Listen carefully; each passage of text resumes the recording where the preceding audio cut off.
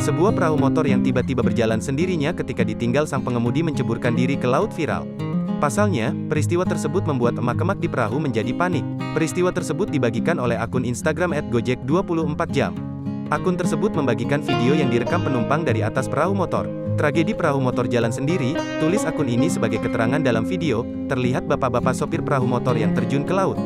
Ia terjun untuk membetulkan tali pengikat banana boat yang ditumpangi sejumlah wisatawan. Tampaknya, sopir perahu motor ini lupa untuk menetralkan gigi pada mesin perahu. Tidak berselang lama, perahu motor ini tiba-tiba berjalan sendiri menjauhi titik semula. "Wah, perahunya jalan sendiri," ucap seorang anak kecil yang berada di atas perahu.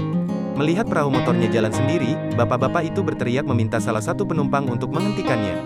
"Gigi, gigi, gigi," teriaknya sambil mencoba berenang mendekati perahu. Namun, perahunya malah semakin berjalan menjauhinya dan para wisatawan yang berada di banana boat. "Abang gak ngerti, teriak ibu-ibu panik karena perahu motor terus berjalan.